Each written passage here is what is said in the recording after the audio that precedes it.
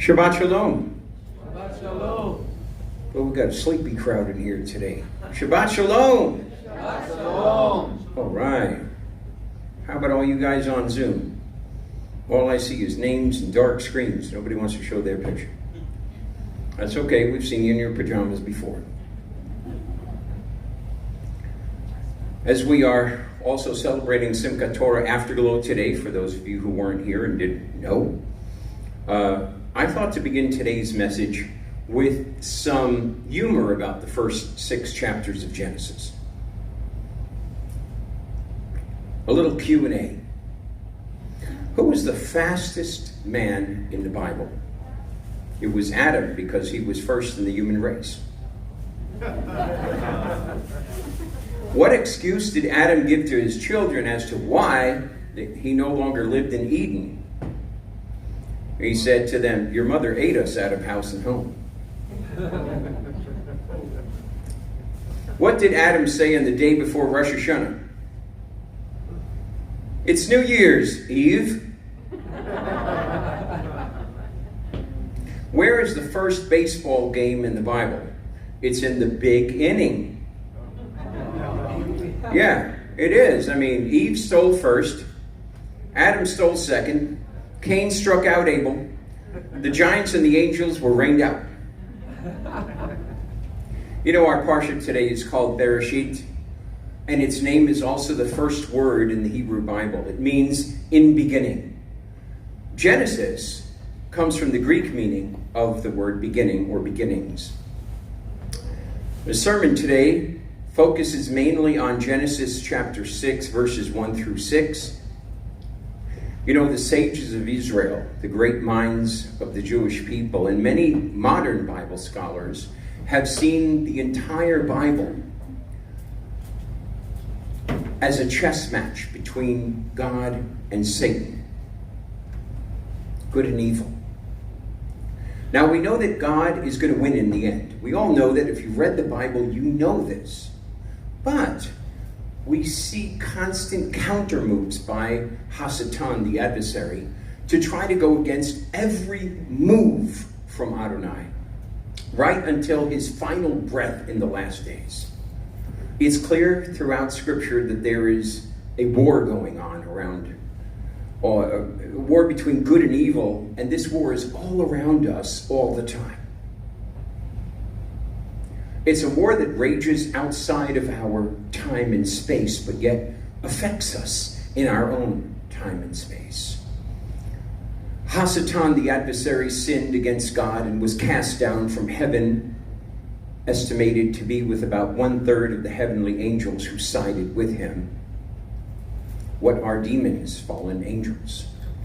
In Luke chapter 10, verse 18, the Messiah says that he saw Satan falling like lightning from heaven. Now, most of us at one time or another in our life have seen lightning. We know that lightning isn't slow. It doesn't go, right? It's more like pew. So, when God cast Satan out of heaven, it was quick, fast, and in a hurry.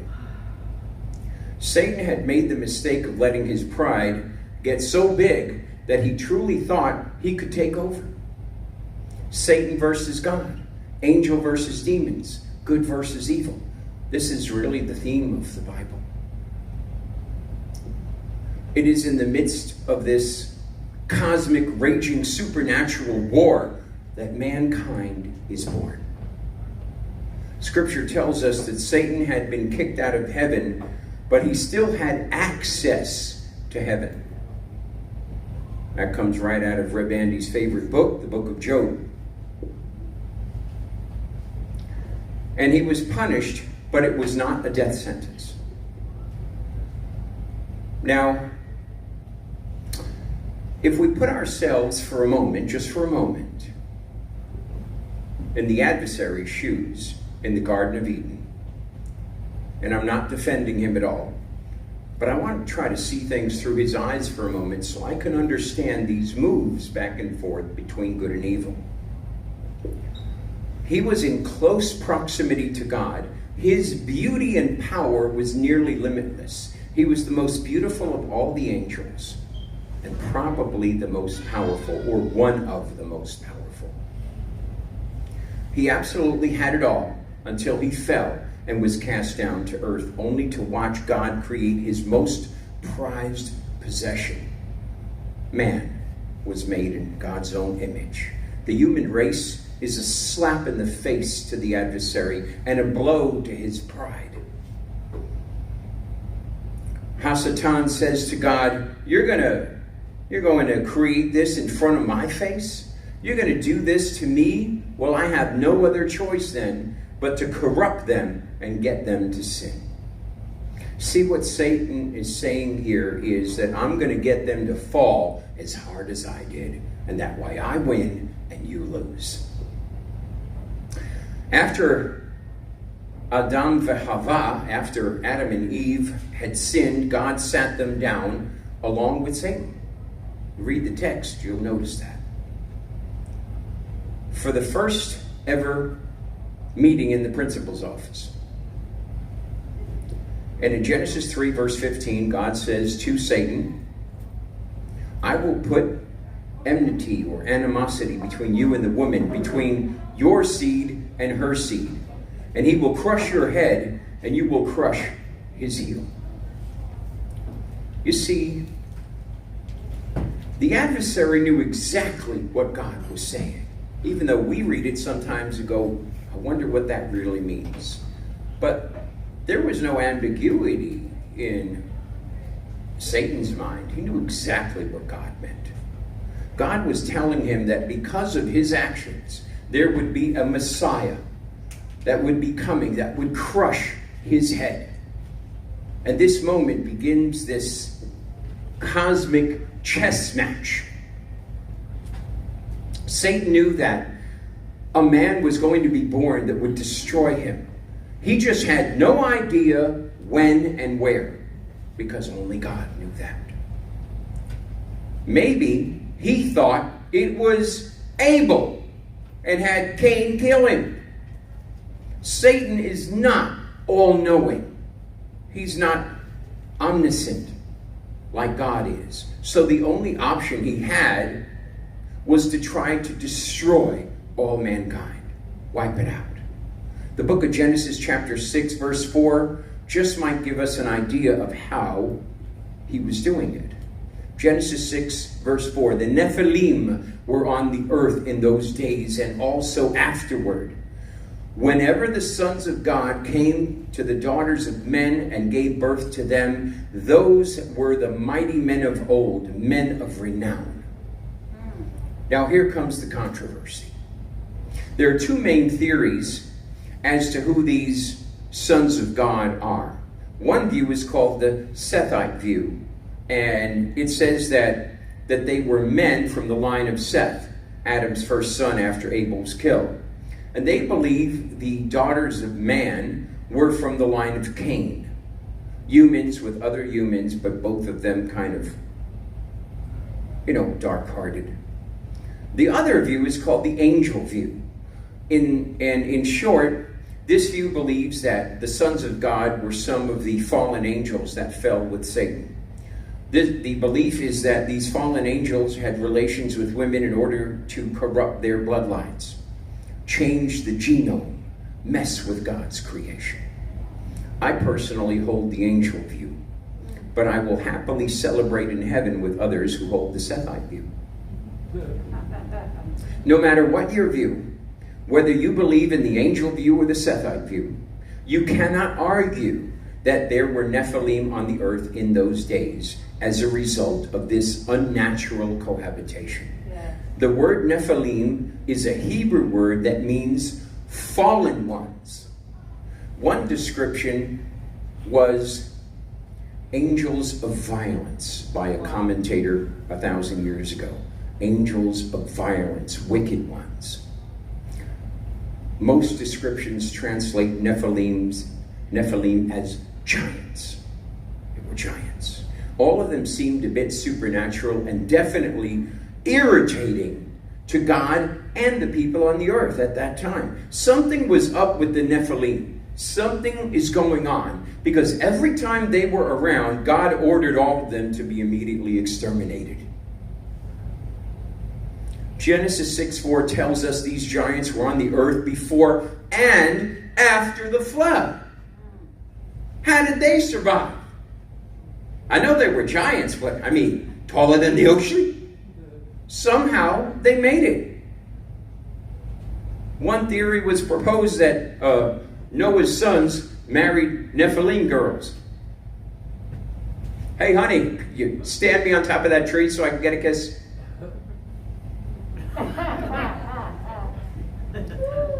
But somehow they survive. Now, we're not talking giants like you're thinking. Goliath was a small one. He was about 10 feet, maybe close to 12 feet tall, and he was a small one. The Nephilim are described in Jewish commentaries as having 2 rows of teeth, 6 fingers, 6 toes. Many of these giants are described as being between 15 and 20 feet tall. That's pretty big. That's double the size of Goliath.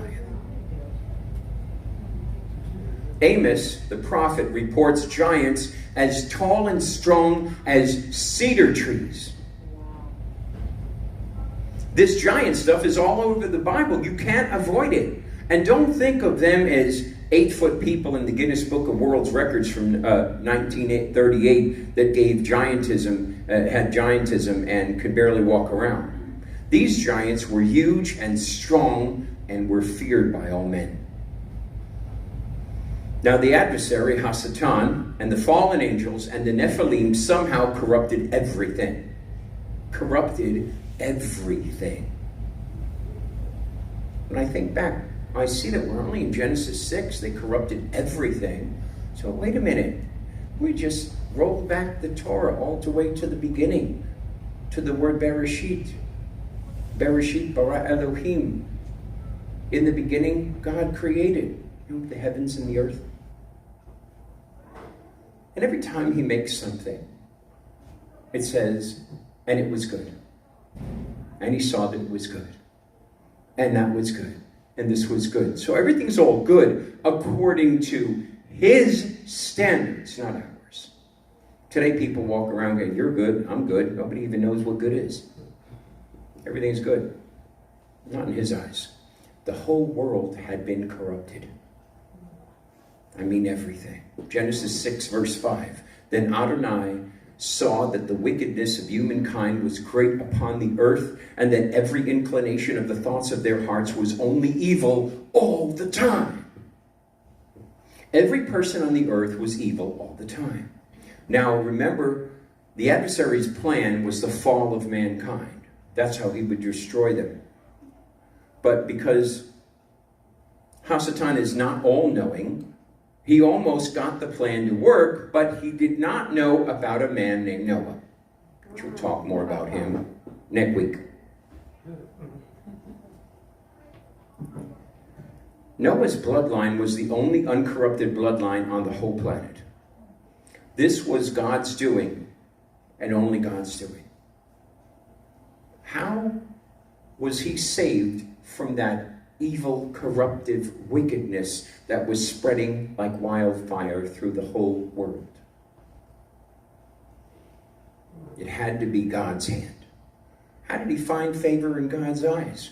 God had to be there guiding him, helping him, showing him. Otherwise, how would he have avoided the power of the adversary? People had given up on God. They started relying on themselves and their own doing. And this was the work of my hands. And I did it, and I made it. I killed that animal. I fried it, and I ate it, or whatever it was.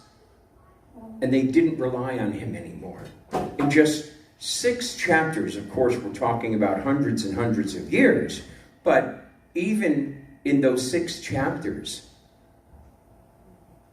mankind had become not God's creation anymore. They didn't even act like it, didn't look like it. I see some similarities stirring in the world like this today. This with Noah was God's doing. And the reason is revealed much later, because he would bring a Messiah through the line of Noah. Through that line, he would preserve the integrity of creation from Adam all the way down. It had to come through Noah's bloodline. Again, moves and counter moves. Moves and counter moves. God moves, Satan moves. God sends the flood and restarts the line of the Messiah. There were still Nephilim in the land after the flood, but it was controllable to a point, though a nuisance. As a side note, the area of land that always gave the Israelites trouble with the Nephilim is the modern-day Gaza Strip, which still plagues Israel to this very day. But the adversary didn't stop at the flood. He was determined to destroy mankind because he didn't know who, when, and where, and therefore destroying the Messiah who was destined to kill him. Pharaoh in ancient Egypt had given themselves to the dark arts, the dark forces, the adversary's power. They were worshiping other gods. So they thought. You read the Bible clearly and thoughtfully enough, you're going to find a certain thing. There is only God and that guy. There are none of these. I don't care if it has a dog face or a frog face or whatever they put on him. It doesn't matter. You're either worshiping him or him. The Holy of Holies or the guy who rules in the land of the extra crispy. Those are the two choices we have. And Pharaoh had given in. Ancient Egypt had given in to these dark forces and satanic power. I believe this is why Pharaoh gave the order to kill all the male Hebrew children in Exodus chapter 1. How clearly we can see in the Bible how murdering innocent babies is absolute evil. How is it that so many don't see the evil in it today, as abortions are more popular than ever?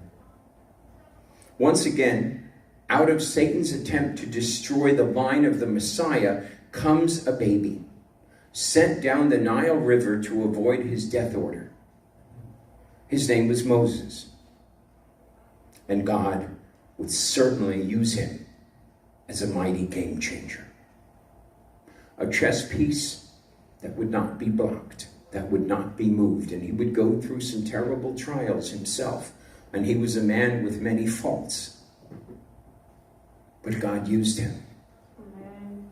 Moves and counter moves. You know, many of these moves we don't even see. They're just straight up supernatural. We just can't explain them. There's an odd story of the supernatural in the book of Daniel. And I know that oftentimes we think of angels as being these pretty and fluffy things with wings. But every time they show up to humans, they have to start with the words, "Fear not." Now, if they were little baby-like things and little fluffy wings playing the harp, you know, like in the Bugs Bunny cartoons and all, then why would there be any fear? Like, oh, hi, cutie, coochie, coochie, you know. But they start with saying, "Fear not" to the human. You see, these angels are very, very powerful and probably extremely intimidating. And so that makes the story even better. Check it out. The Bible says that this angel's face in the book of Daniel was like lightning, and his eyes were flashing fire. His legs and arms were made out of bronze, and his voice sounded like a multitude. But this was an angel of the Lord for sure. And yet, you look at things like in the New Covenant, and you find the dark angels, the demons, and you see stories being told about one whose name is Legion, because we are many. You see how he copies God's moves? God moves, he's let me twist that. You know, it's like a Star Wars movie, going to the dark side. But Daniel, in seeing this angelic being was probably shaking like a leaf. Oh, I won't be afraid. Sure, I'm fine. We see the book of Daniel. We see in there this angel Gabriel, and he tells Daniel that he was late in getting to him.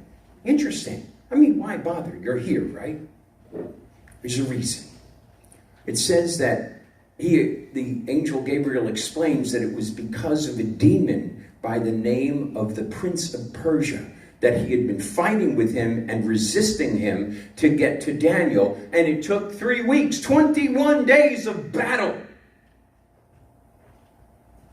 with one of God's most powerful, mightiest angels.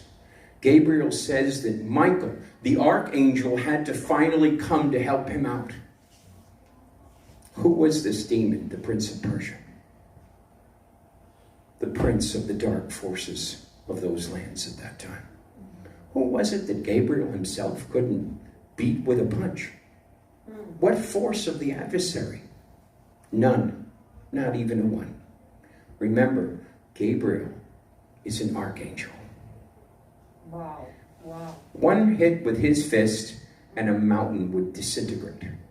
Wow. He's one of the most powerful beings God ever created. He's like Superman, Thor, and Captain Marvel combined into one times a million. That powerful. And Michael had to come help him.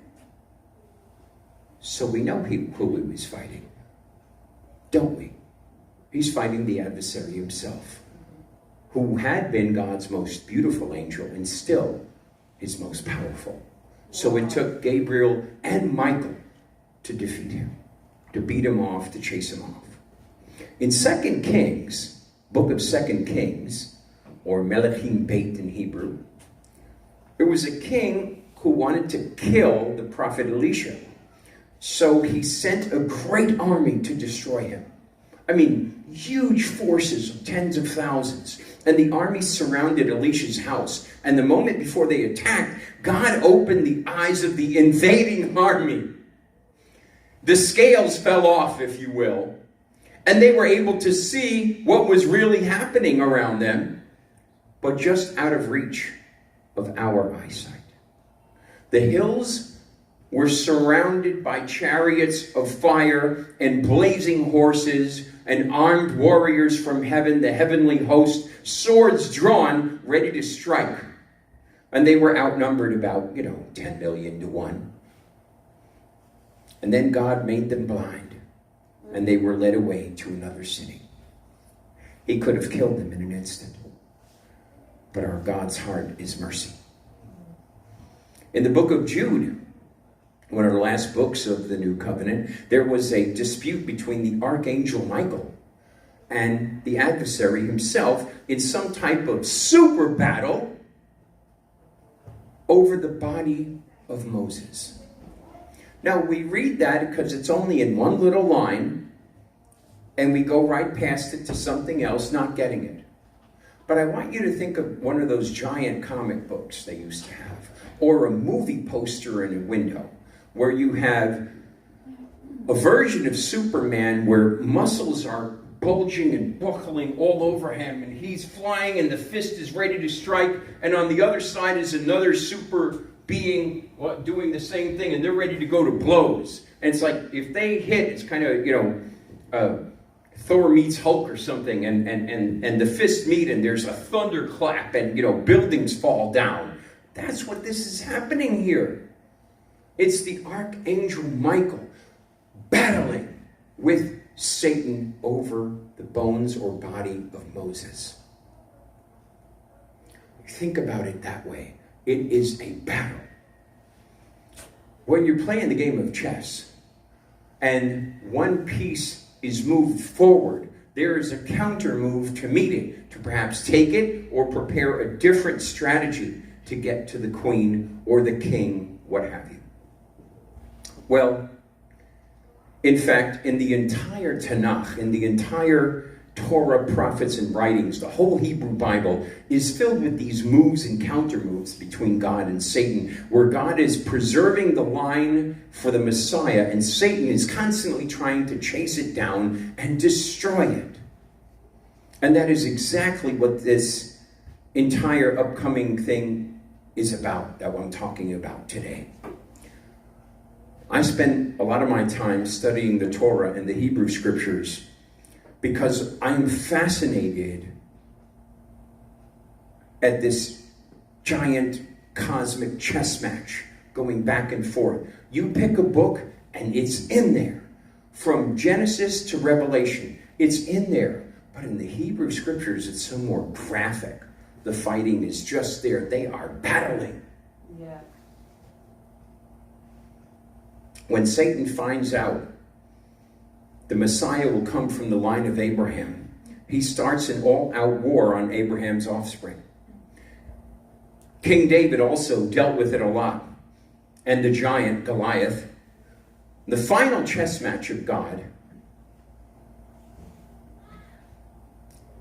the final chess match between good and evil, is actually on right now. This is the final match, the final game, the championship. Elohim versus Hasatan. But Elohim has a secret weapon, a weapon that Satan doesn't fully understand or comprehend.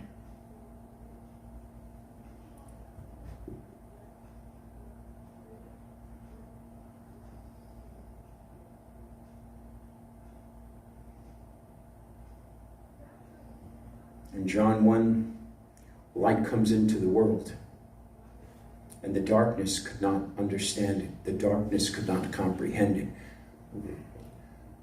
Even though it's clear and it's in the text for us, he just can't get his mind around it. He's unable to either accept or understand or comprehend it.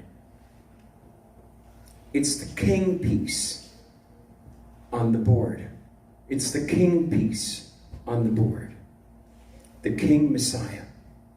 Wow, how many chess moves were made when Yeshua came on the scene. Herod kills male babies just like they did in Egypt. Matthew 2 verse 16. But Yeshua escapes to Egypt and is alive. All roads of the supernatural lead to Ben Elohim, the Son, the King.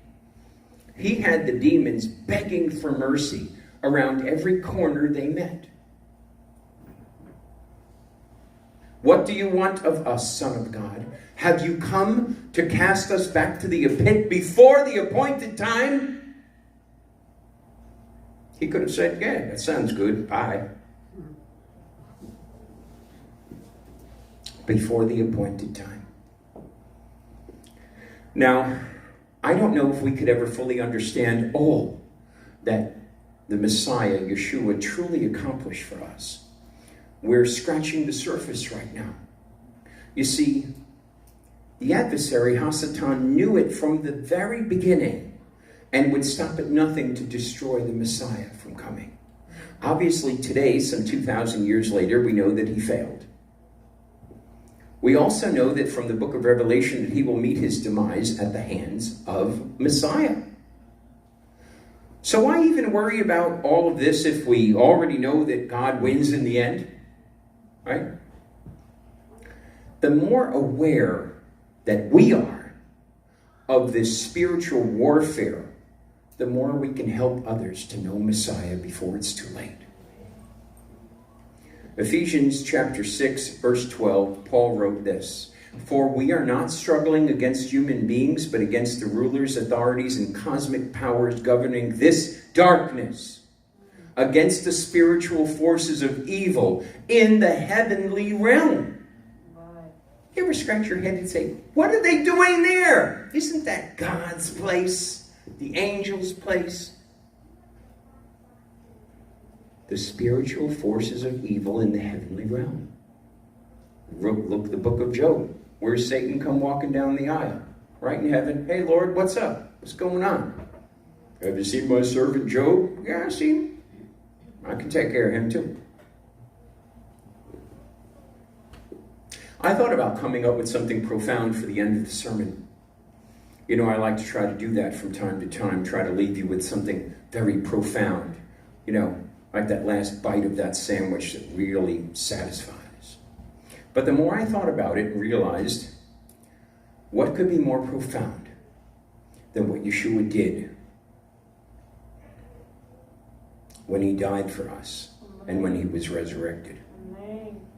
As Elohim made his move of power, catching Satan off guard and moving Yeshua the king forward, he toppled the dark king and called a thunderous checkmate. And the victory at Golgotha it wasn't just ours. It wasn't just our victory. It was his victory. It was his checkmate in the game. And checkmate just doesn't go to the pawns or the rooks or the bishops. It goes to the king. It's really his victory. We have to remember that the battle is raging all around us, but the war is already won.